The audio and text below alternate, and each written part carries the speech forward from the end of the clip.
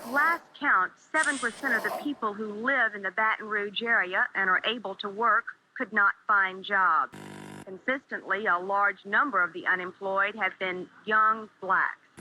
All of the unemployed here in Baton Rouge have a common problem: transportation. All the incentive to find a job and all the desire in the world do little good. Once they find work, they cannot get to it. Brenda Hodge, Newsline 9. Making something out of nothing is a trademark characteristic of Baton Rouge people. That against all odds approach was deeply embedded in their DNA. A get it by any means attitude is often a basic tool required for survival. But for some, survival is a life skill, and that skill gets put to the test daily. Where some come up short, the ones that make it through have an innate ability to finesse their way through the pitfalls and setbacks. Usually motivated solely by the love they have for the ones that depend on them, they dig a little deeper and tap into a level of greatness that only the struggle can instill in them.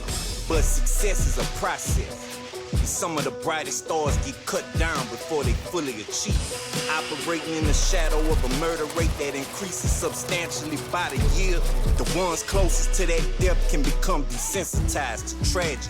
And the experiences that will leave the average person crippled with PTSD becomes what those tethered to the struggle call normalcy.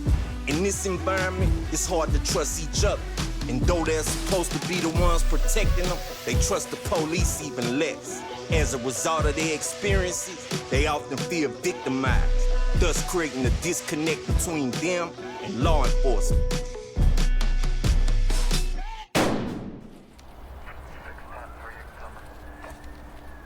The vast majority of people in Baton Rouge are good, honest, hardworking people that want peace in their community. I'm Hiller Moore. I'm the elected district attorney in Baton Rouge, and this is my 10th year serving as district attorney. Baton Rouge Police Department is 60 persons short. The sheriff's office is around 100 short. State police are short. Right now, we're seeing a peak in homicides, and you have only 9 homicide officers that are working in the city of Baton Rouge. It's basically conflict resolution. The biggest issue in criminal justice is what's called legitimacy. Do the people believe that the police, the DA, the judges are legitimate? And that is, how do they feel that they have been treated by any one of those agencies? If they don't feel that that agency is legitimate, then they're not going to respect or potentially obey the law. Obeying the law has proved challenging for rap artists, maybe even more so for Baton Rouge rappers. But when you come from a treacherous environment, a quick rise to fame lends a false sense of being untouchable. Close to 90% of rappers from BR have had some type of run-in with the justice system. But it was the city's most known artists whose legal troubles played out on prime time with everybody watching. When CeeLo got locked up in 2000, Boosie linked up with Trill Entertainment, a label started by CEOs Turk and Mel, along with Pimp C from the legendary group UGK. That's when I was doing my little regional thing, taking off. That was the most precious time in my life because when I was first getting money, you know. No got locked up. 3 months after that, I got locked up on a remand. I called home one day, my mama said Pimp C them wanted to holler at me.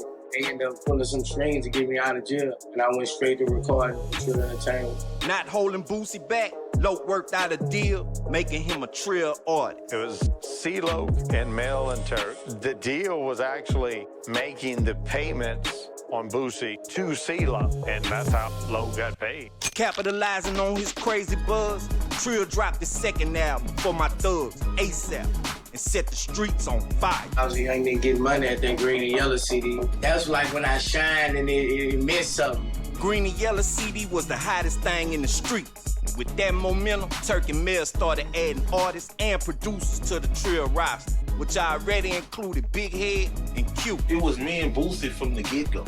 It was really supposed to be like me and him, and Q, because Q was Turk's nephew. But it was a young savage named Webbie from the Sherwood section of the city that set himself apart. Webbie used to really hang with my partner. My partner was the one who was telling Webbie, man, shit, my nigga make beats and all that. When we went to school together and played football together, he didn't know what I did. But when he signed the Trill, that's when we really got it going. Teaming Webbie with Boosie and taking advantage of the Pimp C affiliation proved promising for Trill. With projects like Boosie and Webbie's Ghetto Stories and Gangsta Music becoming instant classics. My first beat that jumped off was that Big Boy that I did for Handy. But the one that really changed the game was that Swerve. Like, that was a sound nigga I ain't never heard before. Gangsta music turned Webbie into a star. With his songs Gimme That and Bad Bitch crossing over to the radio, landing Trill a distribution deal with Asylum Records.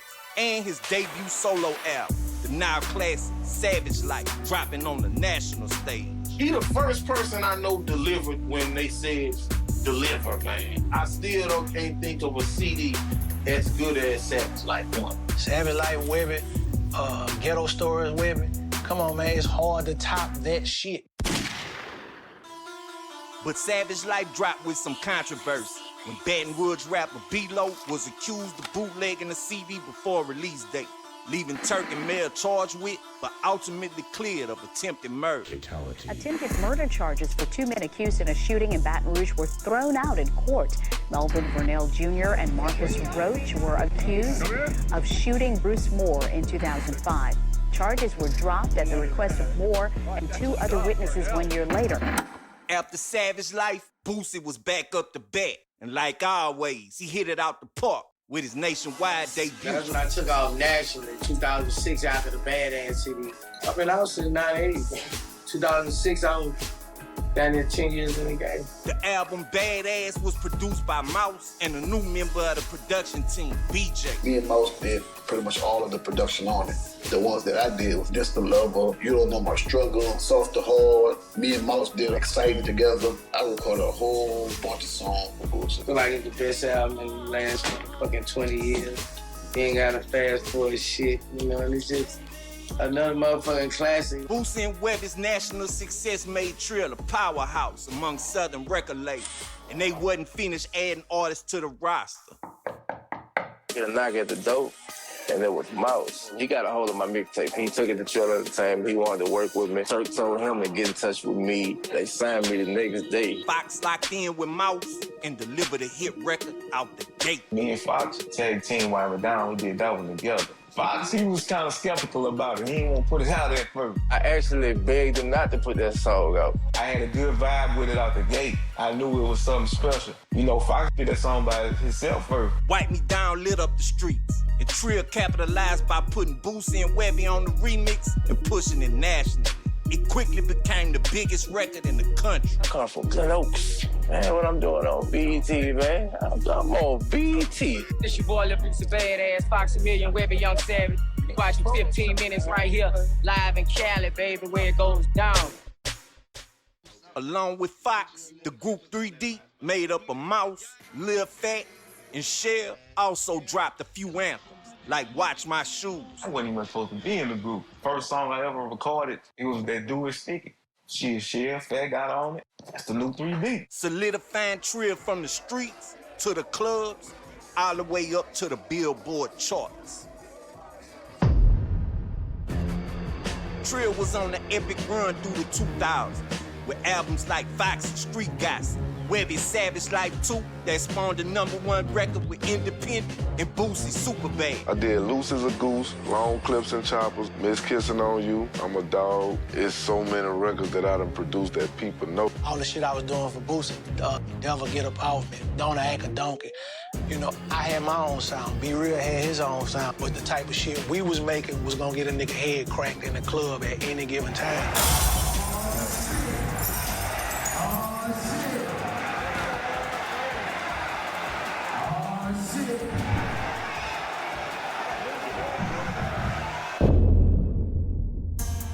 This major streak of success had Boosie and the Trill fam living like BR rock stars.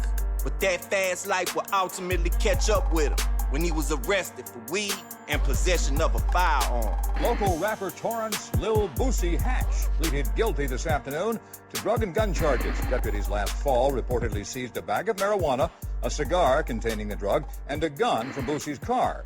The 26-year-old rapper was sentenced to 2 years of prison time. After Boosie turned himself in, the rest of the Trill fam kept rolling, releasing albums, mixtapes, and compilations with hits like I Got My People With Me and Rubbing On My Head. But in this game, it's peaks and valleys, and Trill was dealt the blow when Lil Fat was killed in 2012. The shooting happened in a parking ramp at Northside Hospital. D.A. Paul Howard says hip-hop artist Little Fat was there about to become a father. We have a picture of the high-end Audi he was sitting in when he was shot repeatedly. I pray for my city because we still fucked up. Niggas getting killed, and I wouldn't wish that on nobody. And that's what we had to deal with coming up in Baton Rouge, period. With the Trill fam reeling from the loss of Lil Fat, they was blindsided once again. When while in the middle of his sentence, Boosie was indicted on a murder charge and moved to Angola. An East Baton Rouge Parish grand jury has indicted Lil Boosie on first-degree murder charges in the October 21st shooting death of Terry Boyd. Once behind bars, the 29-year-old is accused of hiring this man, Michael Loudon, to kill a man on the outside. Loudon, who's still waiting to go to trial himself, is expected to be a star witness for the prosecution. Once Boosie got in that trouble, it was real. They froze Boosie's account. He ain't had no money to pay for no lawyer. You got people that were saying free Boosie, but everybody left. So when y'all see me going through the news, interviews, and all that, I mean, I wouldn't go leave him. I'm gonna drop doing everything what I'm doing and go to war with the state for my blood. 7 men from Boosie's inner circle was arrested in connection to multiple murders. The whole time, he maintained his innocence. I feel that I have 2 strong leaders that's representing my son, and I know he did not do it. The defense argued that Boosie was being unfairly persecuted for his gangster lyrics, which included accusations of racism aimed at law enforcement, including the district attorney, Hillard Moore. Those lyrics had some disparaging remarks about Hillard Moore, things that could incense any man. This is a case that's going to be tried on the facts and the evidence, nothing else. The prosecution had no DNA evidence or witnesses, so they built the whole case around a taped jailhouse confession from Marlo Mike. But all the evidence supported the defense. So certain of the weakness in the state's case, they declined to call a single witness. It took the jury an hour of deliberation to return a unanimous verdict. It is the verdict heard round the world. Boosie is cleared in the murder of Terry Boyd. Just by us sticking solid like that, it worked. We prayed. God used me to be there because I had to been through the system. I know how it worked. From the beginning, he was never guilty. God is good. I told y'all from jump he's innocent. I expected him not guilty. The first time we looked at the police reports and the documentation, we knew this man should be found not guilty. Right. And we did everything in our power with God's help to prove it. Boosie started from the bottom, but battled his way through oppression, writing songs so vivid, he made the whole world feel his struggle. You can't deny this fucking music I got. Anchoring a label that took unknown artists and producers and turned them into stars. At one time, when you play any Boosie Webbie music, when the beat come on, you know who made the music. Boss on the track is a fucking legend. My biggest goal was to have everybody in the streets playing my music. It wasn't about no money. It wasn't about no fame, no jury. I wasn't thinking about none of that. Dropping records that became the soundtrack to the street. Baton Rouge is based on gangster music. That's what blows up here. Don't nobody make you want to knock a nigga ass off like Webbie. Don't nobody get you bucked in your car like Boosie. Like he started a whole movement. Building up a resume that put him in the no-limit cash money conversation of historic Louisiana record label. It was either rap or jail or death. So, shit. Here we is. Trill was like a dream team, and Boosie was the Michael Jordan, the voice for a whole generation of ghetto kids. That's why he's still here. Went to jail all of years. And came back out, right back on top. Boosie BadAzz, Trill Entertainment, you hear me? Everything we fucking drop consistent, nigga. We started off from crumbs, you know what I'm saying? Nigga, I come from 1 bedroom and 1 kitchen, nigga. And I talk shit cause I bag it up all day. Ask somebody about Boosie BadAzz, do your research. I'm the mouth for the motherfucking song. Believe that.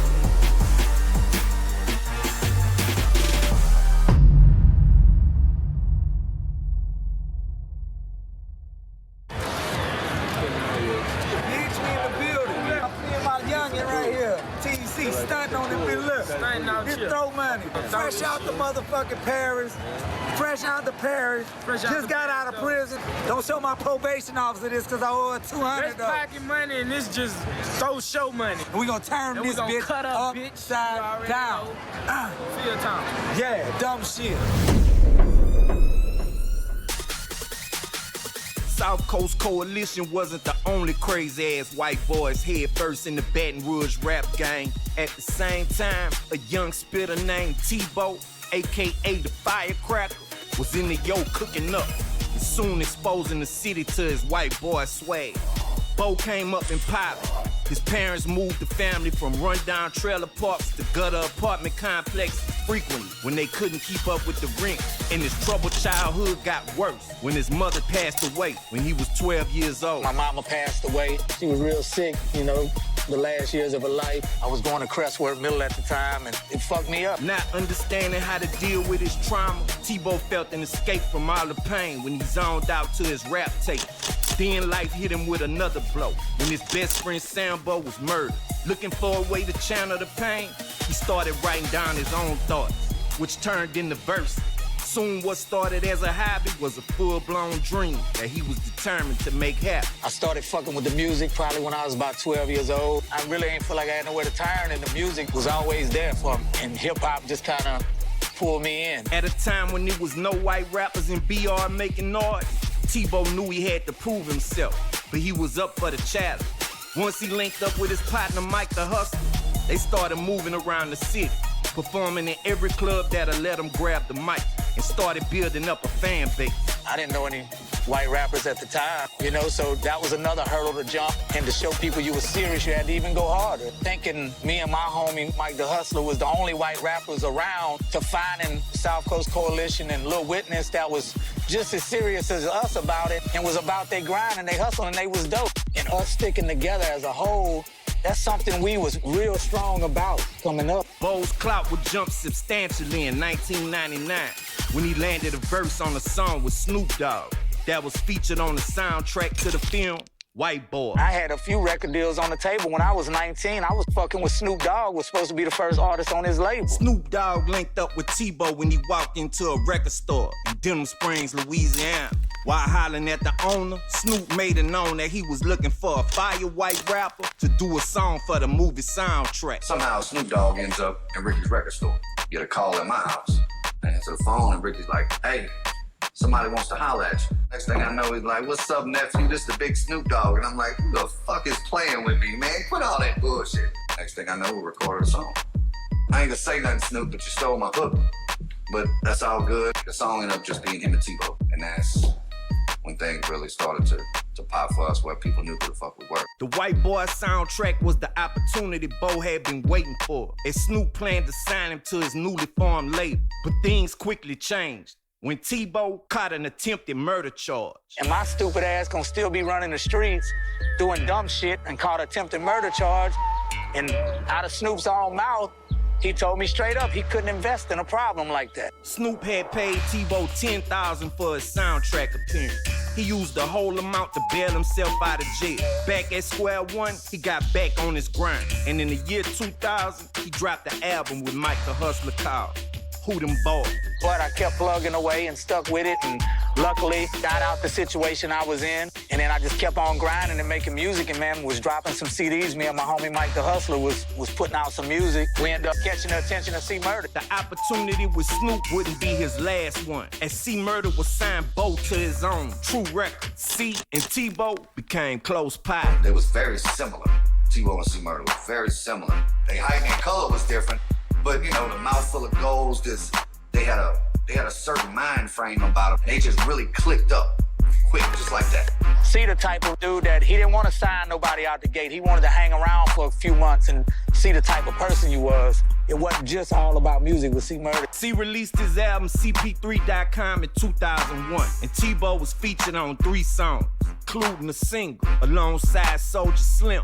The video stayed on BET. The labels was liking what I was doing on his records, so they was reaching out. And once again, the streets grabbed another artist. He got himself in a situation that he didn't do, but he caught the rap for it. And, you know, now he's up the road right now. With C fighting the murder charge, his brother Master P slid Tebow over to his No Limit roster and a spot in his mega group, the 504 Boys. Once again, Bo was featured on the big single, Tight Whips. He also made several appearances with P and the 504 Boys on shows like Rap City's The Basement and 106 in Park, patiently waiting for the focus to shift to him but it never did. You know, I'm a part of No Limit Records, one of the biggest record labels ever, and just still couldn't quite get over that hump. I've had my foot in the door so many times. Either I fucked it off or just something fell through or broken promises or, you know, it was always something. And like before, Tebow found himself back at square one. But this time he had something he didn't before. Experience, name recognition, and the understanding of the music business. So instead of waiting for another opportunity to come, he created one and started his own label, Firecracker Entertainment, and finally dropped his solo project, Firecracker Underground, in 2003. We had a love-hate relationship with the radio station. We felt like we wasn't getting the love that the other local artists was getting. We always had a chip on our shoulder like, that's all right, we gonna show y'all. You know what I'm saying? Better than we can tell you. So we kept grinding and kept packing shows and doing this and that. And the radio station would wonder how the fuck these white boys packing these shows everywhere. And it was strictly off the hustle. But being the boss comes with more to deal with. And for Tebow, it was that he felt the lack of support from the Baton Rouge radio station. I've been on more damn CDs than I can count, and I can't get no airplay down here. What is wrong with Baton Rouge, man? We got love for y'all. Y'all show some love back to us. Tebow was really getting on Jay Tweezy ass, man. I didn't know what the personal beef or grievance was between them. My grudge for the radio station was so big, I was like, fuck that. I called up there, you know what I'm saying? Like, what's happening? And it happened to be Big Cheese that answered the phone. My response was, you know where I'm at, 650 Wooddale Boulevard. I don't get off until 5 o'clock. I can't come to you, but you can always come to me. So I'm like, fuck it, I'm on my way. And, you know, I didn't know Big Cheese was that big. And he come outside and fuck, we caught a few rounds. Like, straight up. We were in the parking lot going at it. I'm getting hit, and I'm hitting his ass, too. Matter of fact, he punched me so hard one time, he knocked one of my fucking shoes off. But I kept fighting, because I believed in what the fuck I was there for. And he respected my mind as much as I respected his. After the fight was over with, Tebow and I shook hands. It don't really matter about who won or who lost. I ain't really getting into that. We became friends after that because he was serious about his craft, and I was serious about mine. In the game where many don't last, Tebow's ability to keep pushing through against all odds is motivation. Dropping projects all through the 2000s, he found ways to build the Firecracker brand. One was by co-signing another artist, Lil Witness. I know he'll fight for me if something pops off. It's happened before. He knows I'll fight for him. It's happened before. So we knew it was more than music. We started knocking out several songs. We put out our Wildlife album, and we started doing a lot more shows again. The people that fool with us really fool with us. And it's because we didn't build it over 6 months. This has been something in the making. It didn't happen overnight. Tebow came out of nowhere and was kind of like, I'd really like if you did this Firecracker Entertainment thing with me. It just kind of made sense. And plus, we'd had the ups and downs of a friendship, and we had survived all that. So we knew it was more than music. After 20 plus years in the game, the Firecracker still lit. He never backed down, spoke his mind with no filter, regardless who he pissed off in the process. It stood on everything he believed in. My mama dead, my daddy dead, my sister dead. My best friends got murdered. I didn't let that stop me from pursuing my goals, and that's to leave my mark in this world. I'm not here just for no money or no hit singles. I love making music. The fans still love it, and that's all that matters at the end of the day. You gotta be the one that's gonna keep pushing, separate yourself from everybody else. I put it in God's hands and just keep putting one foot in front of the other and keep it moving. And the trailer park guard ain't done. His story's still being written. Determined to carve out his own lane in the BR rap game, he operated on his terms and earned his name a spot on the list of BR legends. What you know about that shit there? Old school shit. Jiggle lady. Damn, I am. I'm raw. Who got record? Who got record? When the 2000s hit, the peer culture was in full motion in Baton Rouge. And as art often imitates life, the music started to reflect that. As many rappers from the city would reference peers in their music, one label in particular carved out a niche, making music that complemented the peer movement perfectly.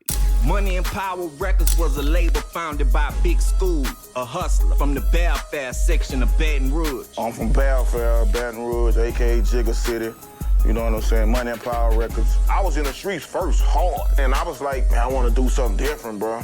And it made me want to do the music to be able to tell my story, to get out of the streets. He started the label focused on one artist at first, putting all his resources behind a young rapper named Sam I Am. He emerged as the city's newest record label CEO. Started out with the first artist, which was Sam I Am, who was introduced to me from one of my homeboys. First group I was with, Money and Power Records. That's when y'all first heard about Sam I Am. He built the studio in his trap house, and Sam moved in. I moved him in my house in the hood, 2200 block, Rose Ave, in the trap house or whatever. It's like I put him in the environment. And the two began recording what would go on to become Sam's debut album. Relying heavily on production from X5 and Z-Man, Sam went head first in the recording for the project.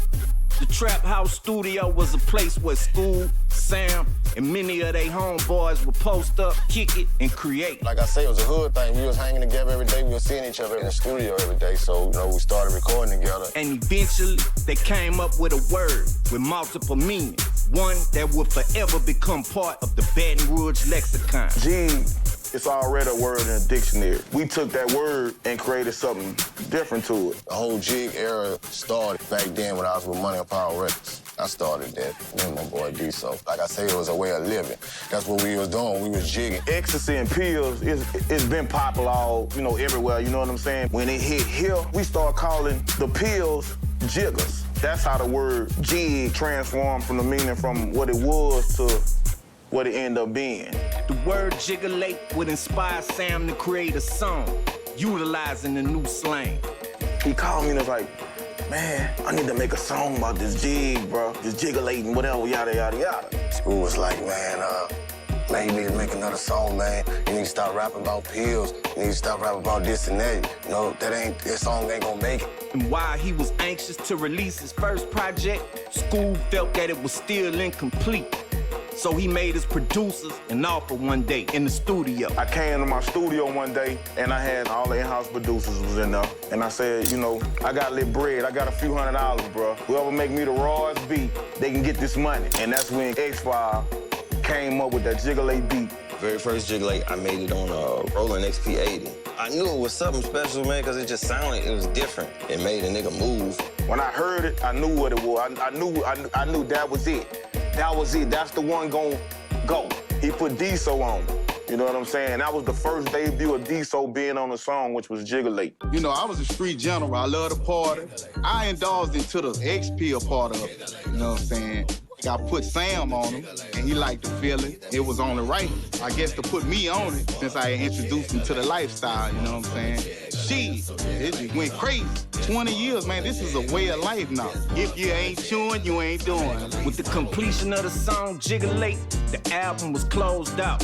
And in 2002, they dropped Sam I Am, I'm Raw.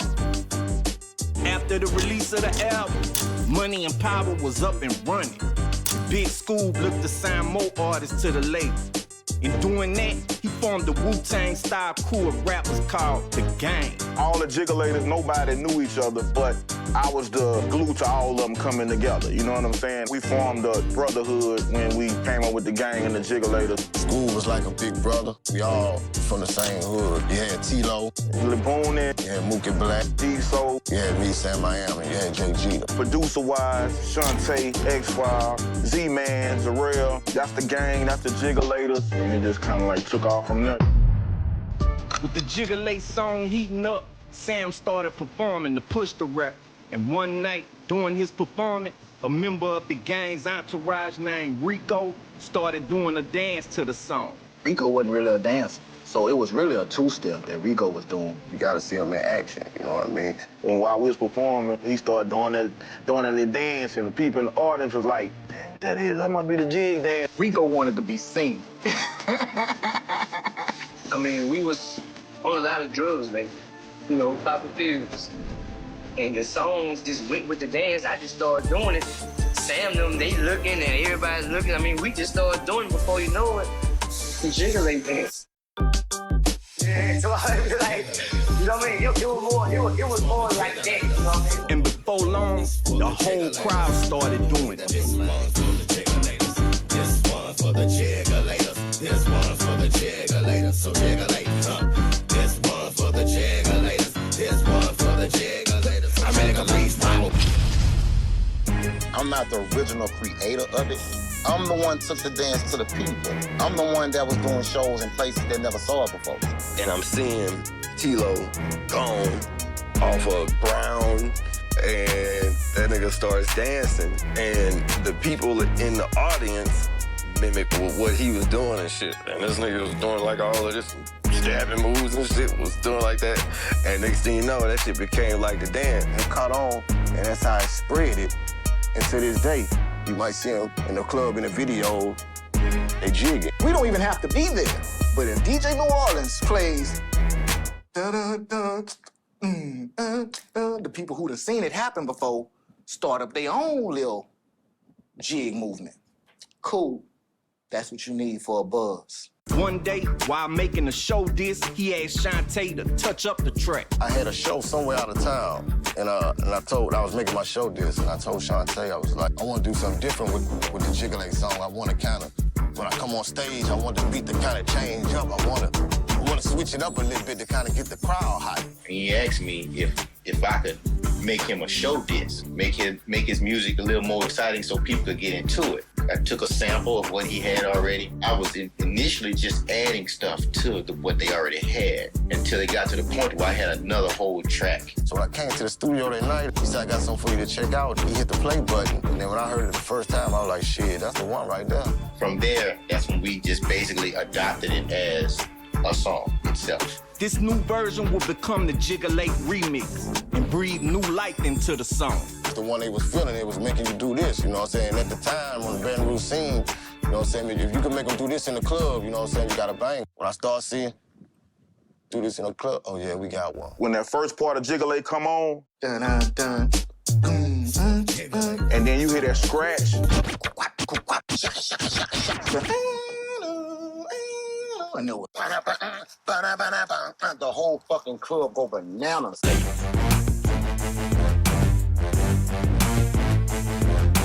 It's like the building was rocking from side to side. Motherfuckers was losing their mind.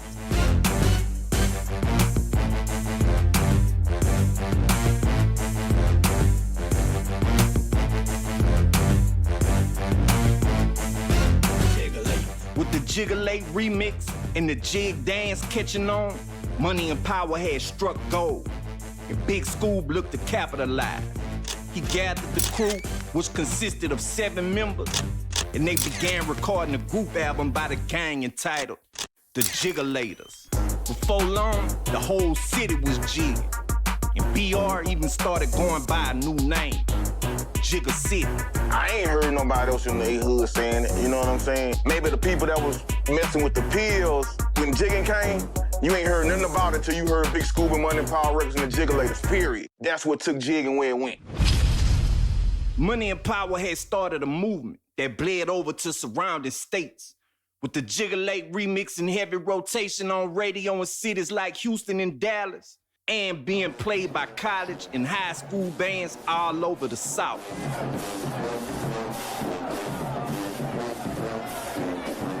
Jiggalate was the first of its kind, or first type, that I made for bands.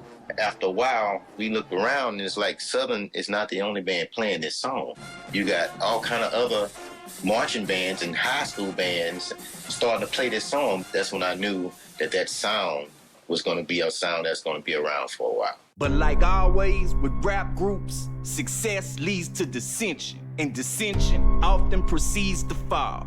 A fate Money and Power would not be immune to. You start off, it be unity. Everybody doing it for the love. The music be better then, but then it's like when that money come, that money divides, bro. It started to fall apart through egos, through misunderstandings, through cockiness, through a lot of, bullshit.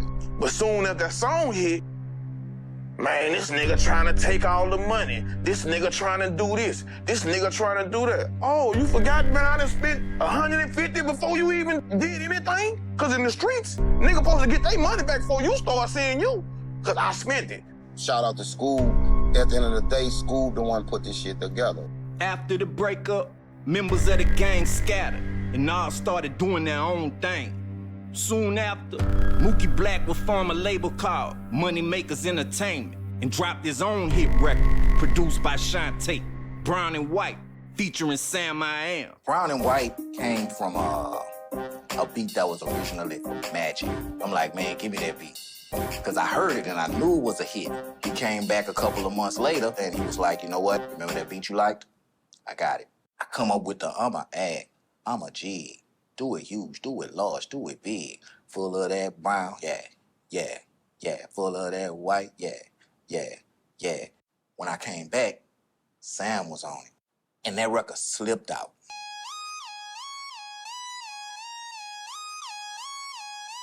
I'm a act, I'm a G. Do it huge, do it large, do it big. I'm a act, I'm a G. Do it huge, do it large, do it big. Full of that brown, yeah. Full of that white, yeah. Full of that brown, yeah. Full of that white, yeah. Some people thought I was talking about powder and heroin, but I wasn't, man. I was talking about vodka, cognac, brown and white liquors. That also was a club banger too, which is safe to say that another Baton Rouge classic. Me and Mook was both signed to a label, Money Makers Entertainment. That's how Brown and White came about. T-Lo also found the magic formula working with Shantae, and his song All Day was released through a mixtape series called Pyrex Radio. I started working with Big J. He was doing something called Pyrex Radio. That kind of helped me with my solo thing. Shantae had reached out to me for something we should have been did with the Jiggalators. He was flipping through beats when we were in the studio, and he'll go to something, and then all of a sudden I hear that, boom, boom, boom. I say, that I wanted it to sound big. And soon after, it was tearing up clubs in the city.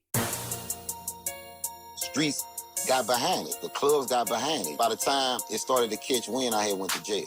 I don't know what jail do for a rapper. It just blew up. Then in 2016, the song reemerged. It went viral on social media with the Jukebox Challenge. DJ Jukebox, he was at the Black Beach or whatever, and he ran down with one of these Bluetooth speakers. And the song he was playing on that bitch was All Day. And everybody as he running, it's lit. You feel me? Because he could have played in the other song, but All Day was the perfect song for the situation. Like, you know what I'm saying? People try to say he made me.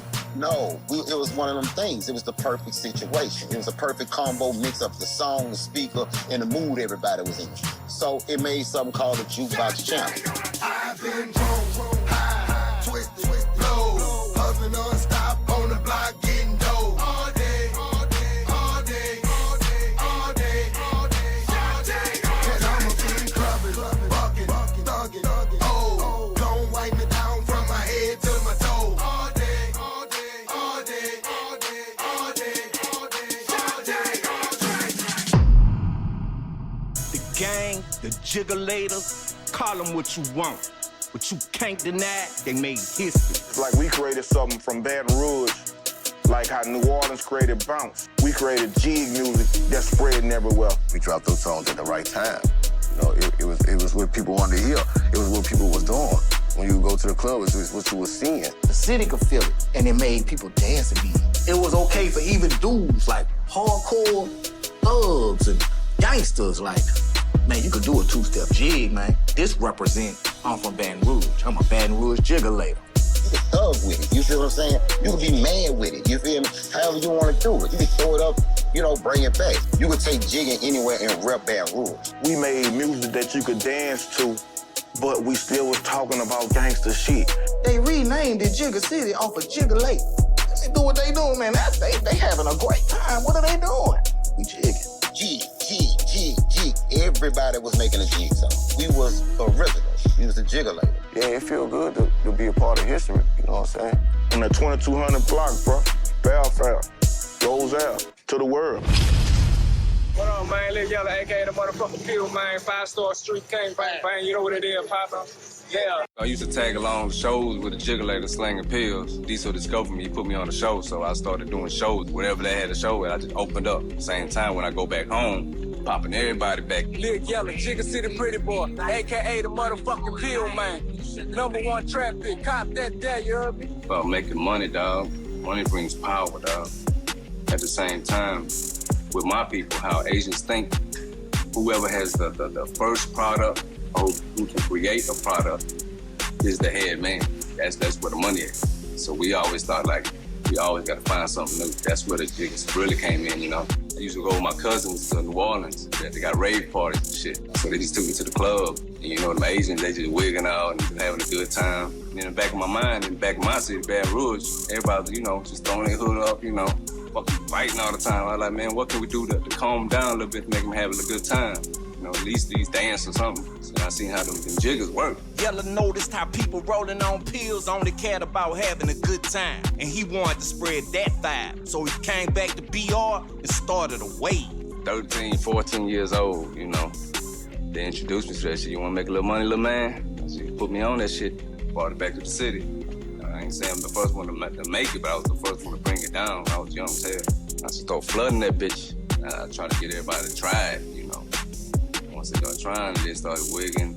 They started taking to the club, getting everybody else to try it. And all of a sudden, I just started picking up more from my cousins from New Orleans. And slowly, I just started hitting hoods, like different hoods, from Glen Oaks, Brookstown, all the way to CC, Sherwood, and started spreading like wildfire. Once the X hit, Baton Rouge turned into Jigger City. And many rappers started shifting from the harder thug music, making more up-tempo jig records. And with people looking to pop every weekend, Yellow was making a kill. Man, I just sell them bitches like hotcakes, man. They just pull money out their pocket. They don't think. They just 25, 30 here. Sometimes they just give you 40. Give me $100, I'll give you, you know, extra shit. And that shit just like, I had a book sack full of money. Plus the music, the jig music made it so you gotta have it, you know. You gotta pop one of these bitches. Show off to your friends. We popping this bitch. We gonna party tonight. You can't party with just smoking weed. You gonna be laid back. You gotta pop a jigger to get, you know, up there. You spread it so much that people start popping them bitches daily. Just losing weight, you know what I'm talking about? They just popping like crazy, bro. Riding first smoking, spitting picture perfect poetry. According to the source, I'm a part of what it's supposed to be. I'm known to be respectable. Swag is still impeccable. Narcotics try to stop me, always asking what they yelling through. At the time, if you had a status of pushing like over 100,000 pills, you get to pick your stamp. You know, mine was a jump man. You already know I love shoes, so they had a lot. The Blue Dolphin, the Mercedes, they had the Green Clover, the Ace card. There's all kind of names for it, man. People just, you know, we creative, so we come with all kind of shit. While most people called them jiggers, pills went by many different names in the street. Them jiggers got chewies, thieves, you know. And you could usually spot a person that was jigging by a few distinct features. Jaws, like, yeah, so start grinding their teeth and, you know, drinking water back to back, Vicks inhalers. It's like a cool feeling. It brings up the high. You go in a car, you turn the heater up. The more you sweat, the more hot it is. You grow harder, especially drink a lot of water. I was like the first Asian to ever do it, from the braids to the tattoos, the jewelry, you know, J's every time they come out type shit. I started that shit, you know, I had so much money to play with. There's one of me in every hood, you know what I'm saying? So every Asian y'all see now, yeah, y'all got it from me, man. Don't even stunt, dog. As the city moved past the jig era, so did Yellow. Tired of getting in trouble, he left the pill game alone and transitioned to the jewelry business. I was moving so much at the time, I was getting so much trouble with the law, man. I had to figure out another outlet. So I started a jewelry shop in Fontana Mall. And I knew so much rappers at the time from, you know, supplying everybody. It made me step away from the game a little bit. I had to get away from it. It was just too much for me. The Jiggerlators ignited a new movement and gave the Baton Rouge sound a shot of adrenaline. And once that style of music crafted specifically for the pill poppers in the club started catching on, the whole city took note. Soon after, more groups would emerge, creating high-energy street records with one goal in mind, dropping the next jig anthem. Few artists would hit that target as precisely as Down Bad Entertainment. The 5-man crew consisted of Cage the conductor, who also served as the squad's main producer. Whoa, Cage the conductor, you heard me representing 225. I'm the nigga behind the beats, you heard me? Keep rolling, Bills, keep rolling remix, and a whole lot of other stuff y'all ain't heard yet, you heard me?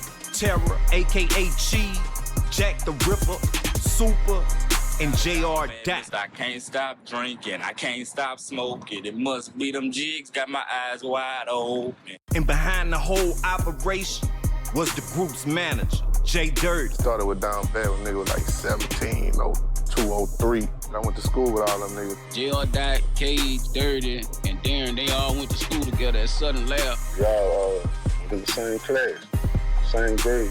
Man, we was knuckleheads trying to make music. Dirty was the business of it. I was the nigga that knew how to use the phone book, you know what I'm saying? So I took that position. That bill like the rap university. We were learning as we went.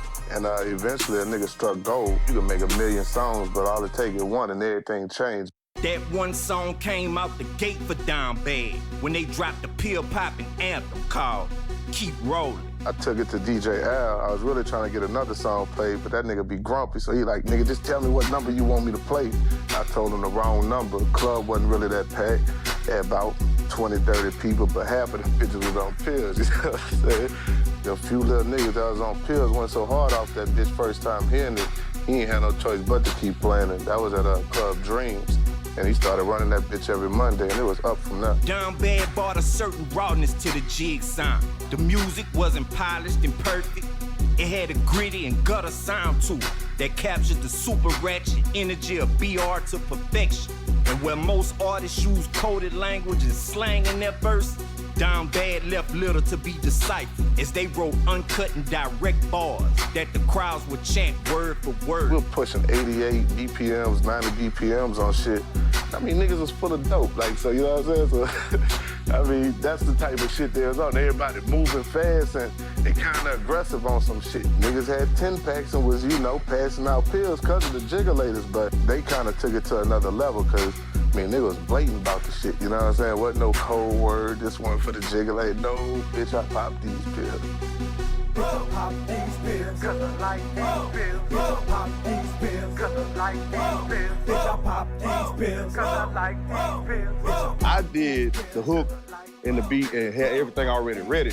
I said, man, just give me verses. Keep rolling, of course, that's our baby. That basically opened the doors for us on some shit. Everybody know when they got one. When I heard it, I said, that's it. You know what I'm saying? That's that one. It's still, to this day, it still got the same effect on a whole different generation. Breaking through at the height of the ecstasy era in BR. Down Bad knew their lane, and they attacked it relentlessly. Dropping what would become the soundtrack for the weekend pill pop. The art imitates life. It's hard to say that they had some people who was on pills because niggas was rapping about it, but at the same time, niggas was rapping about it because niggas was on the shit. Well, I knew drug using was very popular, but that wasn't the reason why we made that song. It was the era at the time. That jig era was something serious, dog. For real, for real. That was a movement. Everybody expected it from us. We just took it to another level. You know what I'm saying? We just made a little song. Like that pill era, that was that bitch.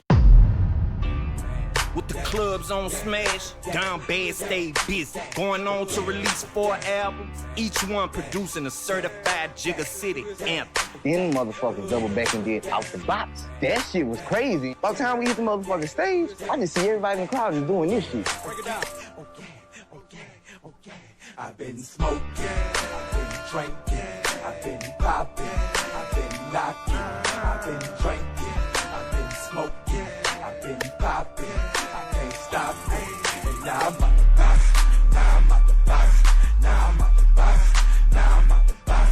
Now I'm at the box. Now I'm at the box. Now I'm at the box. Now I'm at the box. I've been Out the Box, me and Cage wrote that hook and called Blue Black over to get on that. So Out With It, I think today still like they #1 song. King Arthur, he the one made the sounds for So Out With It. We ain't make no radio version. The radio station called us, then we made a radio version because the shit was jumping. Like, we made a way, like we earned that. I'm so whopping, getting so whopping. King Arthur, you did this right here. I'm getting so whopping. I'm about to pass out. I'm getting so whopping. I'm about to pass out. You make it here, you could blow anywhere, you know what I'm saying? Because it's hard as a motherfucker because of the hateful and fucked up environment we in. This bitch like a training ground. I mean, with it being a small market, you ain't gonna get it easy. Permanently branded in the minds of Baton Rouge as one of the biggest contributors to the jig movement, Down Bad lived out their rap dreams like only they could. Named 2007's Group of the Year at Third Coast Radio's annual Crunk Fest.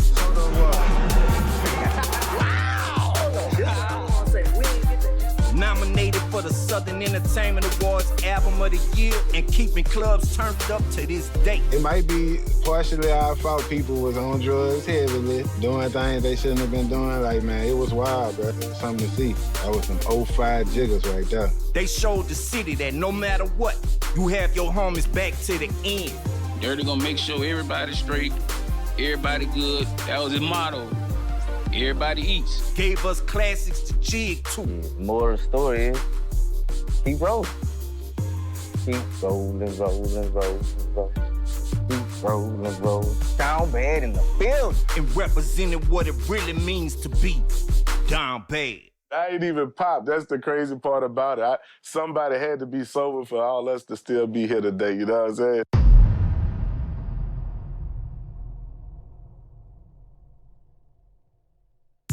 The blend of Baton Rouge music and street culture has captivated fans from all around the world.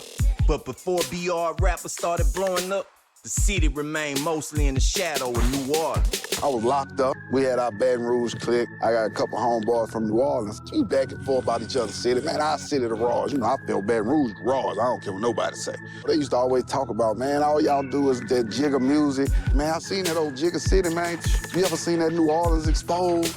You know what I'm saying? You see how we living. So I said, all right, well, when I come on, I'm gonna show y'all. Determined to push his city to the forefront, in 2008, one kid took a cameraman deep into the trenches, seeking to capture the gutter essence of life in BR neighborhoods. I'm gonna take y'all in the hood. I'm gonna show you how we really living in BR. The result was an uncut dose of reality called Thugging It and Loving It.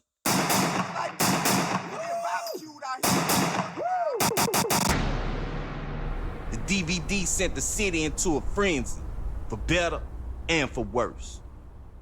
The first one was just raw and uncut. It looked like we hopped out with an iPhone and just got it on. Then we hooked up with Joe Mexican. He knew more about the film industry than me. He was like, hey man, the kid sent me over here. He said, you're the best at doing this video thing. He said, I have this project. And he had shot Thugging It and Loving All himself. He had all the footage. And he's like, all I need you to do is put it together.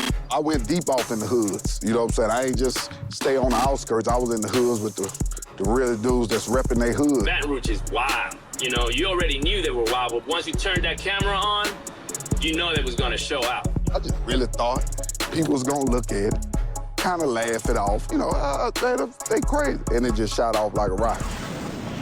It's called the first real DVD that captures the streets of Baton Rouge.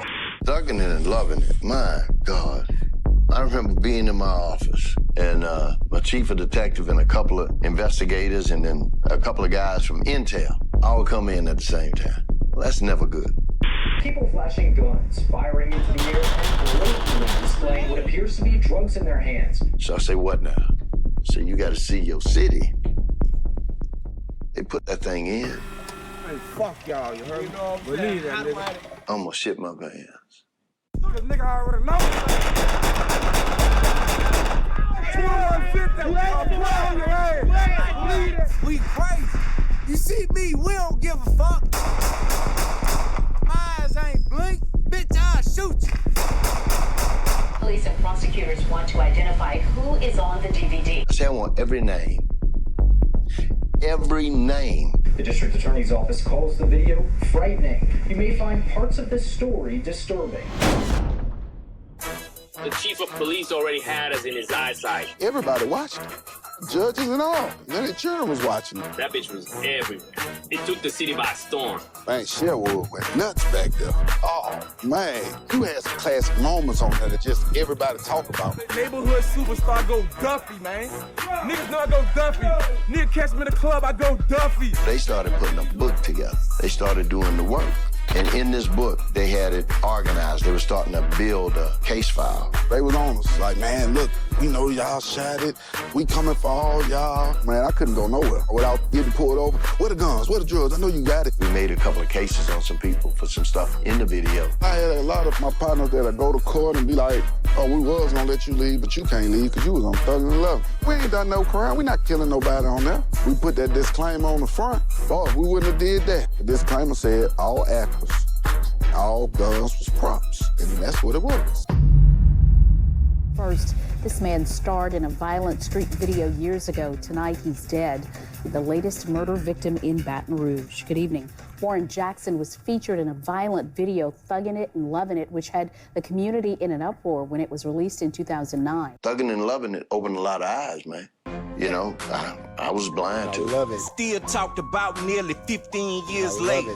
The impact of Thuggin' It and Lovin' It can't be denied. I wanted my city to be represented. Respect our minds, how we come, Thuggin' and Lovin'. But sometimes the truth is ugly. And the only way to make lasting change for the better is to face that ugliness head on. We would send detectives to your mama house. I love it. We say, this is your son. Do you know what he's doing? You know, you kind of outgrow stuff. Thuggin' and Lovin', I didn't outgrow it, but I just don't see no reason to keep the nonsense going on. That's our one mama. She put that ass whipping on her son. He was never in another Thuggin' and Lovin', and I bet you that. I felt like I was contributing to the nonsense that was going on in the area instead of helping it out. I love it. What the business is, niggas. Now, what you want to know? What you want to talk about? Or you want me to do all the talking? You know I can go on all day, me. They say you got a nice mouthpiece to run it. I mean, just pick a subject. It's whatever. Pussy-ass niggas. In 2005, a street figure with a gangster reputation named Nussie became a hot topic of the streets conversation. His dad was from my neighborhood, east of town. His mom is from South Baton Rouge. When we was little, Nussie mama ain't wanted playing with me. Him or his brother. I was always into crime. Stealing, hustling, pulling shit off. They wanted to do what they see the older guys in the neighborhood do who was doing the bad shit. All this shit come back from being in the project, Big D apartments. You know what I'm saying? The streets know my MO. I don't slick side and try to, nothing funny, nigga. I kick your dough in, give me the bricks, I want the chips, even them pickle pig lips. As he was out there mixed up in hood gossip, rumors started flying that he was the one responsible for a high-profile triple homicide. Among the victims was a well-known street general from South Baton Rouge named Lil I. A couple dudes got killed, and it was like, basically I didn't do it, but ain't nobody believed me. Incident occurred and so much chatter was going on in the streets. Adamant that he wasn't the one responsible, he thought about ways to let everybody know he didn't do it. I was in the studio one day with one of my partners and I said, let me say something on this motherfucker, you know? But I wanted to say something to address the issue, and I did it. He didn't have the ability to just tell everybody, I didn't do this, I didn't do that. So he wrote a song. But later on down the line, a couple months later, they found out I didn't do it. Ain't nobody apologized to me for it, so I'm mad now. And Nussie, the rapper, was born. Those celebrity records, Baton Rouge representative, Mr. Really be doing them things. Up 5-0, all the rumors you heard is true. I'm just a street nigga trying to convince you I can rap. His tour man came see me, Michael Wayne. He told me Nussie was rapping. I said, oh yeah, he gonna take over. I did everything really like the old-fashioned way. I got out in the streets in my grind and I promoted myself. DCF, that's Nussie. Those celebrity records was Nussie. He was the CEO and the artist. DCF was originally Nussie, Marquise, and Diablo. When you first started rapping, like I couldn't stand to hear none of that shit. In the beginning, it was funny. You know, like, damn, you sound garbage. And I started hearing all of this shit when I called out that Nussie don't know how to rap. But I was always telling all of them, Nussie gonna take over though. Why? Because I know he know what to do. People tried not to feel me. They tried to brush me off. I didn't let it get to me. I kept pushing. Dude just did a whole 180. He actually learned how to put songs together. Nussie's larger-than-life personality translated perfectly on wax. His flow was simple but catchy and included a heavy dose of comedy. Nussie was a straight-up cold-blooded gangster out here in these streets. You might listen to his rap and bust out laughing, but he's serious. Most of the songs had like a comedic element to it. Like a lot of the songs he was rapping about funny stuff. He might describe a scene to you in the rap, and that's the way he did it, for real. Like when he talks about, I went to go take a piss test and I shit it in the cup. They locked me up. Nussie ain't give a fuck, for real. And everybody know him. Yeah! 31st Street, Blue House, Big Guns. I shot that nigga for my partner, now he owe me one. Yep. Playing into the rumors his name was often attached to, he rapped about the hood's hottest gossip. And everybody started listening to see what he'd say next. All I do is rap about the shit you shooting about. You be gossiping and all that, I just say it out loud. He get mad at you and go in the recording studio and talk about you. If I'm mad, I'm feeling a certain way, I might write a song about my motherfucking boy. You might see us together later on that night. You know, and that's exactly what he did with Marquise. He wrote the song, used to be my dog, you was in my left titty. I mean, we brothers, niggas getting arguments and everything. I talk about everybody, man. That's Nussie. As he continued to grow and develop, and he got a buzz that just skyrocketed. In prison, they had a few people getting visits and they sisters and cousins or whatever tell them, yeah, Nussie. But we never had heard it. By the time we got it in there, he had already broke them in the streets. He right there listening to that Nussie.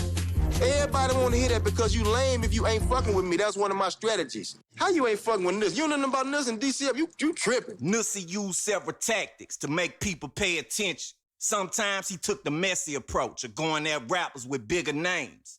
His strategy started paying off as a few of his records started to bubble in the city. Everywhere you went, they was playing a dumb way. Of course, because it was controversial.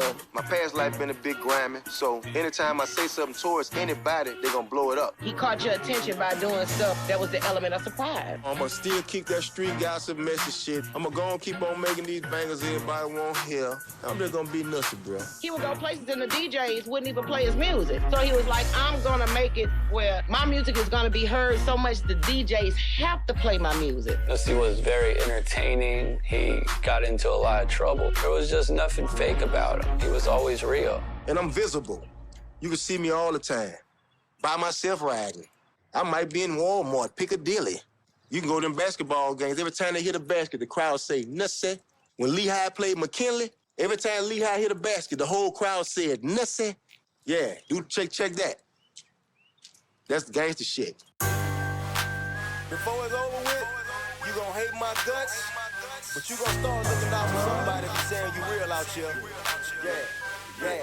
Big dope celebrity. I'm the spokesman for all the local artists down here. You ain't sharing, we ain't caring. His goal was to open the doors for everybody. He didn't want to eat in front of you, because if I eat in front of you, that means you gonna eat me when you get hungry. And I'm sharing everybody's shame. That was real shit, man. I flooded this whole neighborhood, hit me a lick for about 5 bricks. I took one, broke it down, gave to everybody. 15 years ago. He was a good bad guy. He would rob you and take that money and put it in the community. I just buy shit, like houses and shit. You know, I'm into that kind of shit there. You know, land and all that shit. Get the land. Film that. The building down the street, he completely renovated it. He was starting to bring business to the community. This is a place where 50, 60, 70, 80 people can come to and sell tracks or network, whatever they want to do. Nussie was a real-life boss. He was a real-life entrepreneur. That's the kind of shit I do, you know? I guerrilla hustle. His name was buzzing so hot in the city, but no promoters would book him. So he went and opened his own club. He started booking himself. I got a building down the street. I'm finna do my own crawfish. Nussie owned a whole barbershop and beauty salon on Plank Road. I got one of the rawest salons down here. I charge motherfuckers $20 an hour booth rent. You can't even get no realer than that, man. You can't ever say he was lazy or he was just waiting on shit to happen for him. Well, the next thing for Nussie and the Dope Celebrity family is a gay club I'm about to open up, coming soon, called Club Wide Open, where girls can meet girls and boys can be girls. And remember, what happened in Wide Open stays in Wide Open.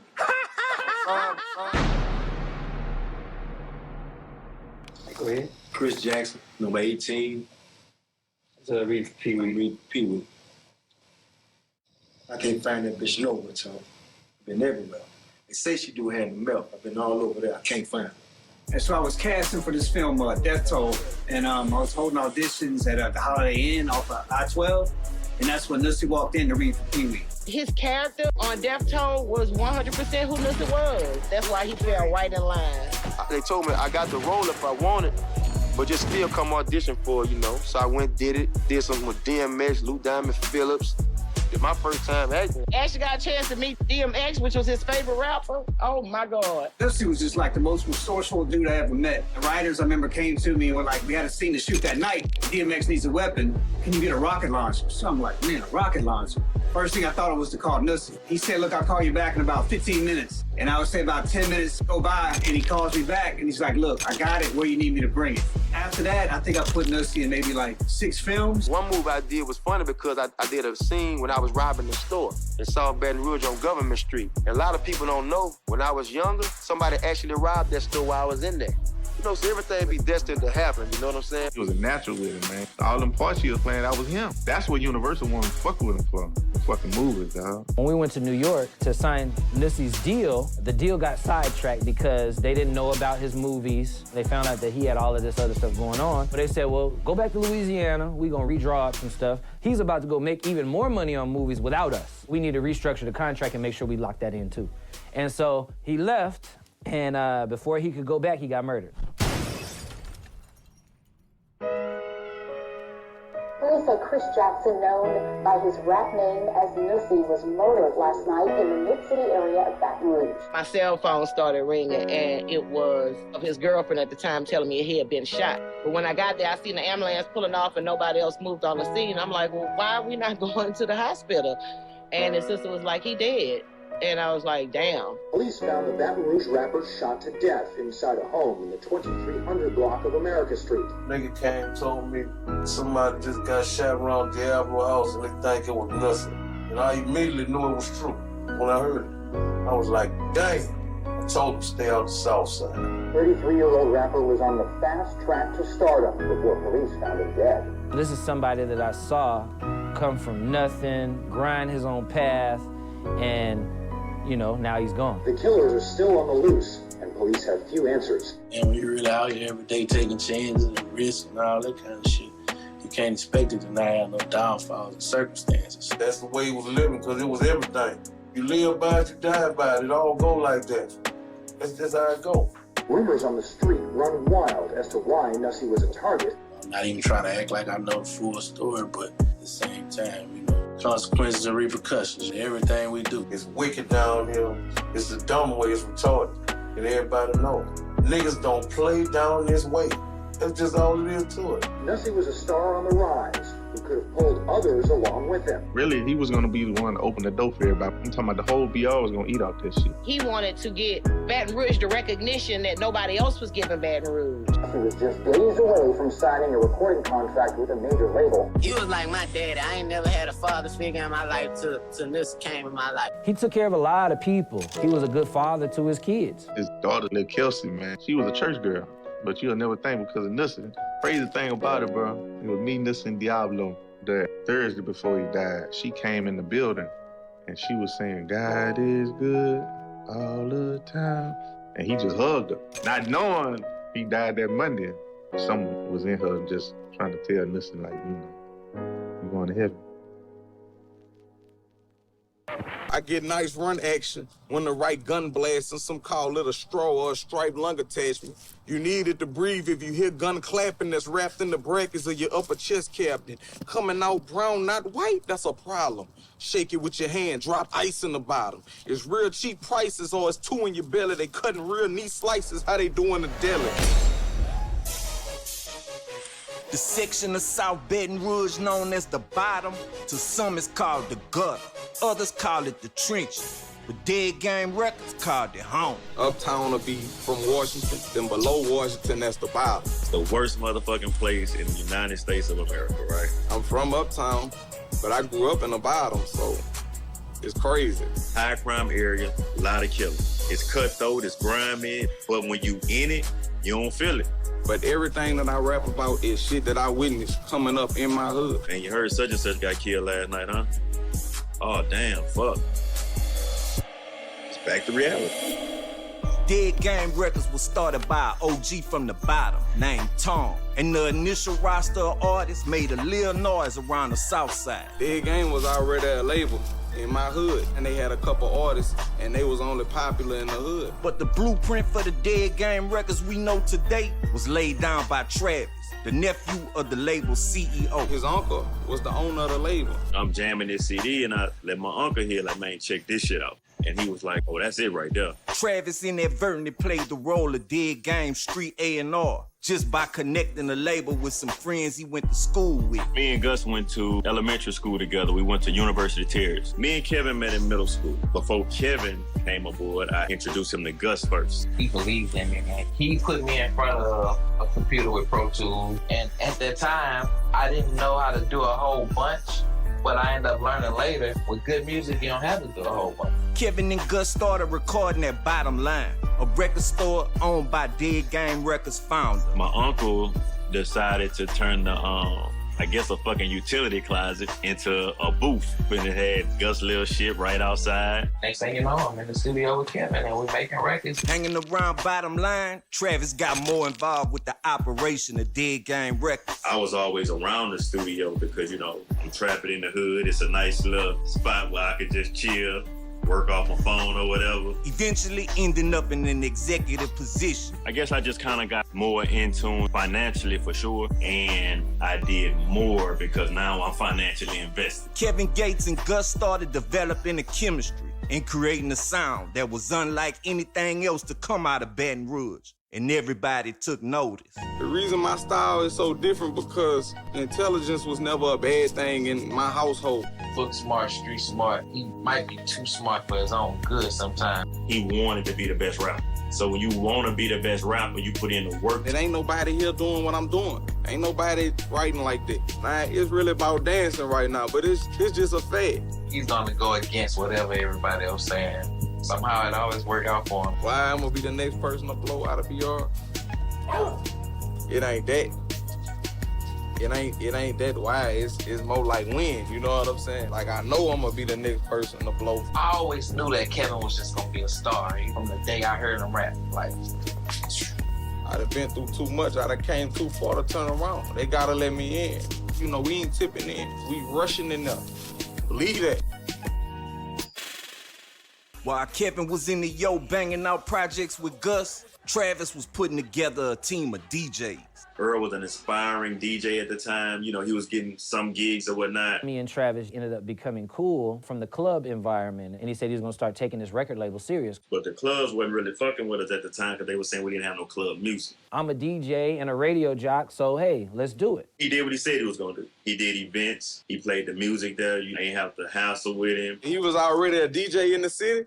Then a couple months later, you know, we just made him part of the team. By having Earl on our team, we was able to kind of force feed what we did have. With Earl on the team, Kevin started dropping mixtapes at a rapid pace, all hosted by the DJ. And Dead Game applied pressure. Before long, the music had spread throughout the city. I'm just hot in my city. I created my own buzz, putting out mixtapes in the street. I used to go to clubs and catch the let out and pass out CDs. Everything that an artist needs, Kevin had it. They bought him a Benz. Kevin was staying on Perkins Row. We literally hit every neighborhood in town with flyers and posters. I could call Travis. Travis, I need 2,000 CDs. CDs would be there. All we did with Kevin in that first mixtape that we dropped, Pick of the Litter, were just sampling. Here, try this mixtape. It builds anticipation for an album. If his mixtape just retarded, man, I know what the album gonna be. Dead Game invested thousands and thousands and thousands of dollars into Kevin. Now the whole city and all the surrounding areas know about Kevin Gates. What can I say? I'm the point guard. I ran the rock. The Dead Game DJs gave Gates Music a club presence, but he had yet to drop that certified club anthem. So he shifted his focus to come up with a record that would smash the club scene and BR. For a long time, people were saying that, you know, we need to make music you can dance to. Like, all right, Kevin, bro, we need to start trying to work on this club record. We had a few pitches at it, like Lean to the Side. Say my money real long and I'm clean. In the right, I got diamonds in my chain and they bling. In the number one on there. And they bling in the light. If your money lean to the side, if your money real long, you should lean to the side. Lean to the, you know, but I would start them off. Left to right, left to right. Then the crowd just get.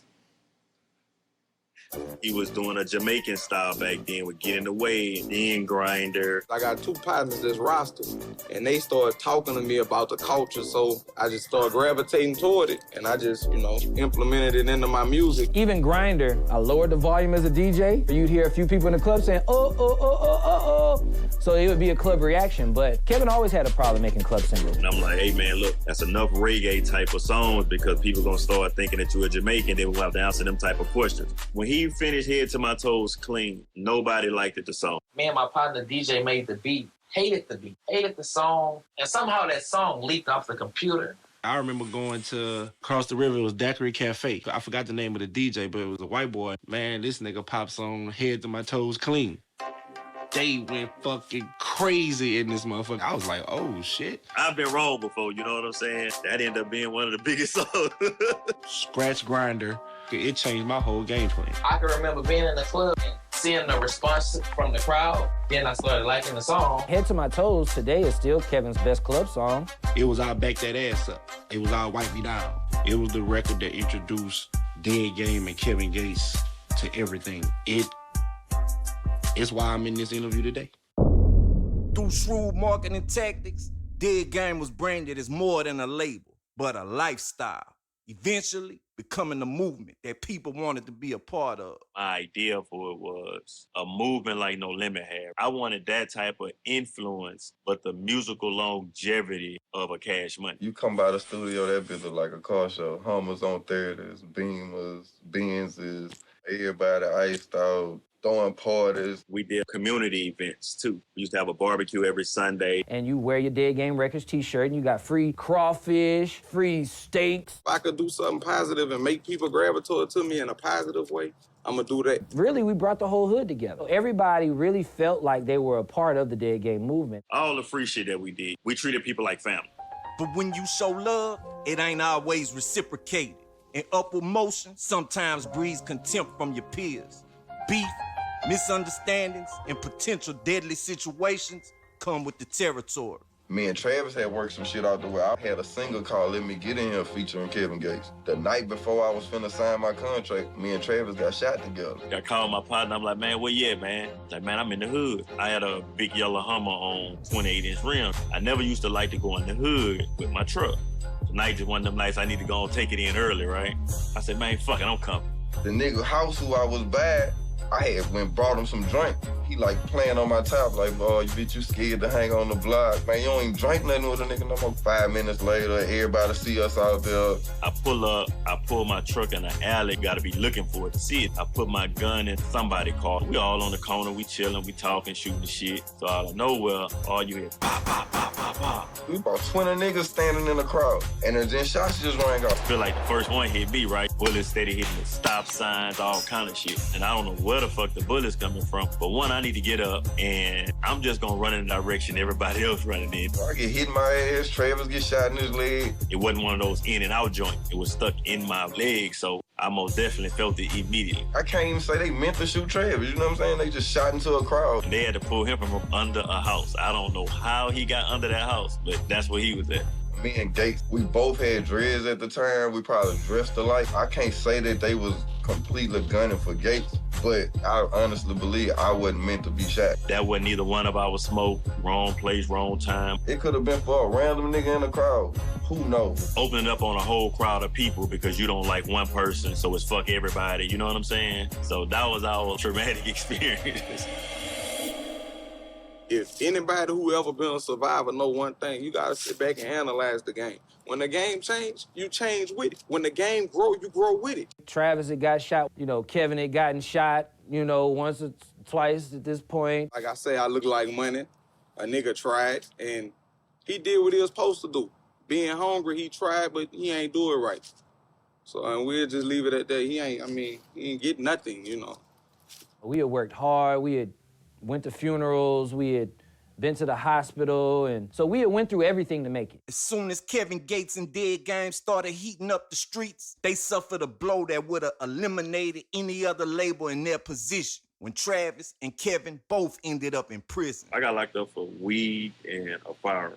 I ended up going to prison in March 2009. I think Kevin went to jail August of that same year. He ended up doing 3 years. I got 5.5. Kevin went to jail for like 2.5 years. We was on the phone damn near every night till 4, 5 in the morning, just talking about life in general and how he was gonna execute when he got out of prison. With the star artist and active CEO of the label incarcerated, Dead Game Records was counted out. But the remaining team activated a strategy to keep the label afloat until their releases. When I got locked up, he just kind of got through in the fire, but he stepped in that role and he did the best that he could do.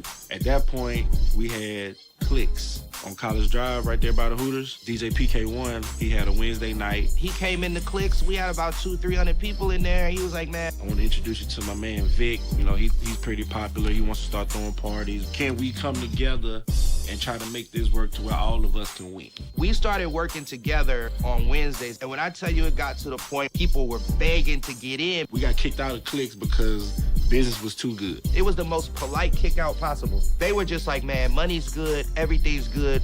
We can't control the people. We had 400 people outside, 400 people inside, and Clicks ain't no bigger than his office. You know what I'm saying? You guys have outgrown this spot. And then January of 2010 jumped off the whole AAA era. So we spill over into AAA. My game plan always was, we're gonna control the music. I had PK structured on basically, look, this how we gonna do it. I want you to run this song from Boosie, then I want you to run this song from Kevin.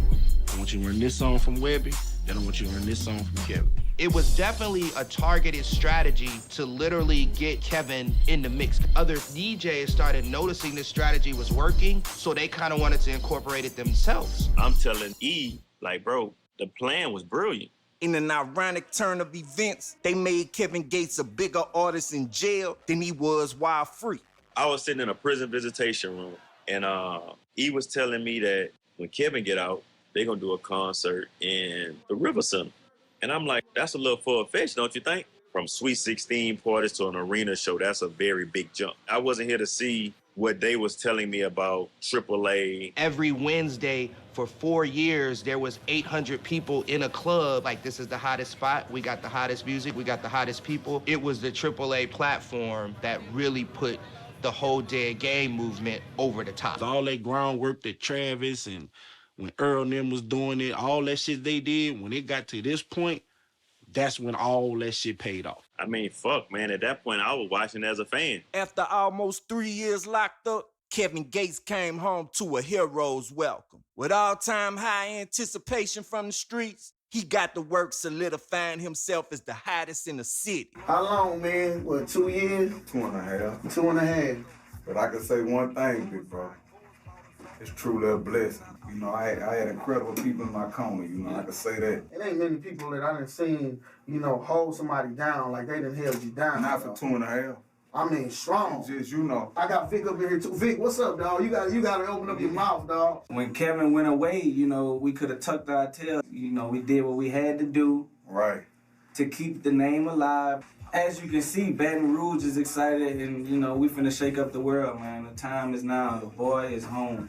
When he came home from jail, just the response from the public, people wanting to see him and touch him, the mall closing down the store, and, you know, it's like, damn, he's really a celebrity now. The plan was, since he was so hot, to just take him on tour ourselves. I got a 17-city tour booked for you that we're doing on our own, and you making $5,000 to $10,000 per, fresh out of jail. In between doing shows, Gates was in the Yo recording his first release after prison and coming up with that one record that would change his situation. He called me one morning. We went in the studio. I don't know where he got the beat from, and he just started singing. At first, he was going into something like the rapper with a pistol shooting star shit or something. Then he was like, no, fuck that.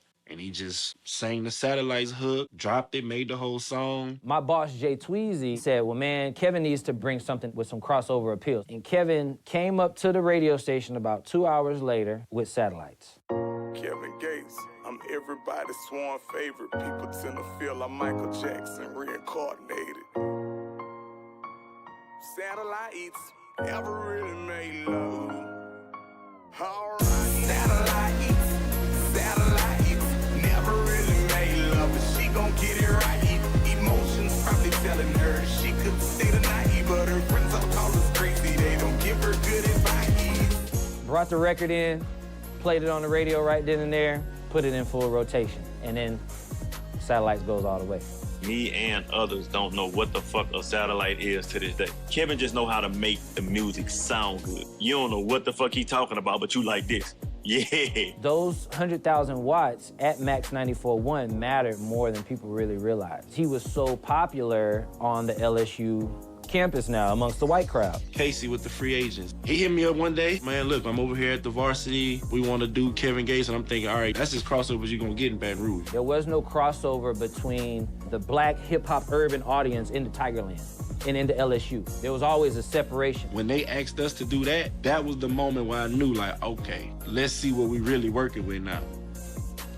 Shit, he sold it out. That varsity show was like a symbolic moment that Kevin was through the door. Checking in backstage, the varsity. Everybody loved Gates, man. They say Kevin Gates for president. I think it was at that point where everybody pretty much knew, like, okay, yeah, this is out of here. Shooting stars, rapper with a pistol that makes me a shooting star. Getting brain from a Brazilian bitch while in a foreign car. Breadwinners Association, this is who we are. We are satellites, never really made love, but she gon' get it right. Ocean's probably telling her she can stay the night, but her friends all call us crazy, they don't give her good advice. Eventually, Gates and Dead Game went their separate ways. With Gates signing to Atlantic Records, going on to become a platinum-selling artist. But his come up in the Dead Game Records movement was unlike anything the city of Baton Rouge had seen before. Every album led a diary to my life. Like, I never looked up to no basketball players or no football players. I looked up to dope dealers and niggas who had dope, because them was the only niggas in my section that was getting money. There's no doubt how good of an artist he is. Man, this kid's an alien. You know what I'm saying? This shit don't belong here. This is bigger than here. We just allowed Kevin to be Kevin. We ain't try to box him in. We forced our sound on a community that wasn't open to that at the time. That's what pretty much opened up everyone to start being more melodic. I give him a lot of credit for that. I didn't see nobody doing that before. As far as this rap shit, I'm the illest nigga in the game. I'm like the best kept secret. In the song, you know, I give you the picture. Ain't no other bullshit, no glamour and glitz.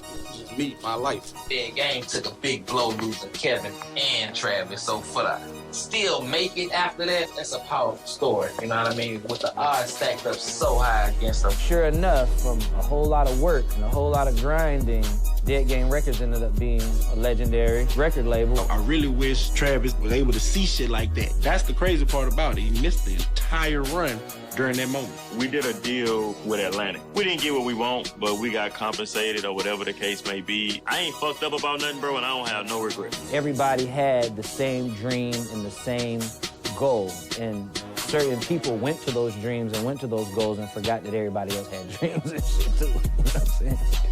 Fighting and shooting niggas never got me paid, man. It's the hustle what get a nigga paid, man. Anything lost could be found again except for time wasted. Don't waste time, get money. Believe that.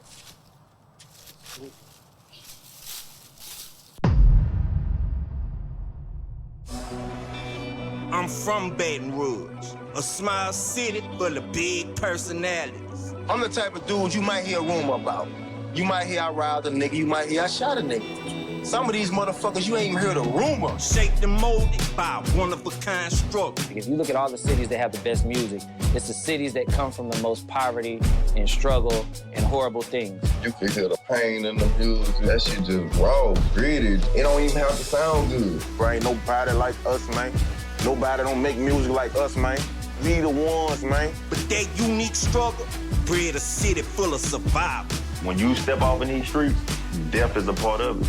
Rapper, if a preacher step off in the motherfuckers, he could get it too. My struggle was about surviving. It wasn't about being a rapper. And that's just something I just picked up being from the street. I just always learned how to survive. When you come from the jungle, you eat what you kill. The Baton Rouge is known for Boosie. That's what it's known for. If you could break through from here, like, it's gonna fuck some shit up. If you put me in the room with 100 more niggas, at the end of the day, the Baton Rouge nigga gonna stand out. The thing about Baton Rouge niggas, you either gonna love them or you gonna hate them.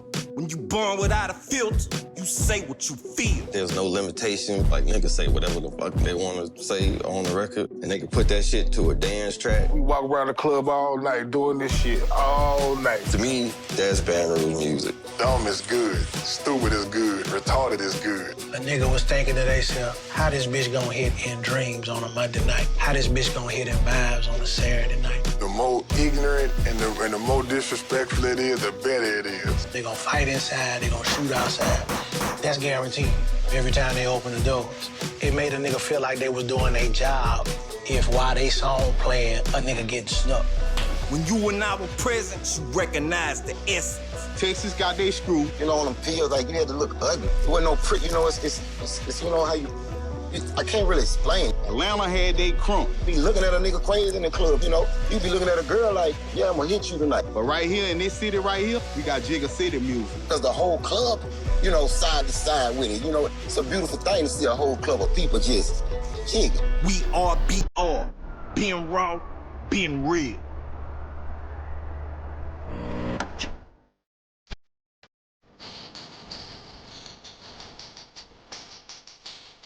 The go-getter spirit, that's what made me green. Got exposed to heavy things and made me fiend. Street rules and guidelines made my team sick. Whatever was in my cup had made me lean. Back to the future, big fly with my feet, guys. You been through it, you did it, nigga. I ain't gotta explain. It's understood. I'm from the hood. I picked it up and put it on my back. I was the only one that could. I'm good, even when it gets frustrating. Till my bitch come back, come get me from the bus station. With a pain, I touch down to cause trouble. But if I win, I promise we gon' all bubble. Cause that's just the kind of nigga I am. That nigga, you understand?